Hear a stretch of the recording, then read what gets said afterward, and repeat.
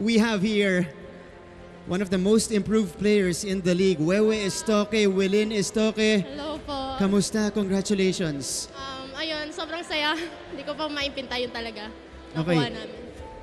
Wewe, speaking of emotions, nakita ka namin in the elimination round in the final game, you sustained an injury. After that, you were able to overcome it. Pagkatapos nun, anong pakiramdam mo ngayon na ang ending champion pa rin kayo dito sa Benilde? Yun po. Sobrang worth it kasi pinaghirapan namin, trabuhan namin to, and ayun, sobrang worth it talaga. Sobrang saya. Okay. Wilin, looking back in this season, isa ka sa mga inasahan neto ni Coach Jerry. Sabi ko sa kanya, hinuhuli ko na siya na transition year mo to, binibigyan mo na ng minuto yung mga young players mo. Pero ikaw yung isa sa mga pinagkatiwalaan niya. We saw this in the beach volleyball tournament. Nag-translate dito sa indoor volleyball. Lumaki yung role mo. Looking back, what can you say about this season 99 na talagang naging breakthrough season mo?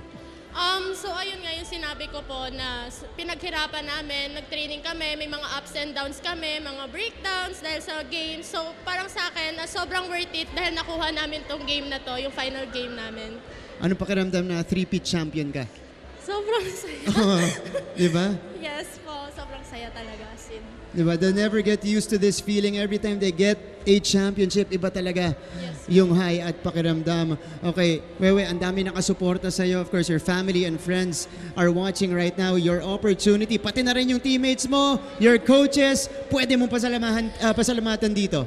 Ayun po, hello sa family ko po sa Cotabato, yung friends ko po sa Cotabato sa Torres, and yung mga family po ng teammates ko, hello po. And sa CSB community po, thank you po sa pagsuporta sa amin hanggang dulo.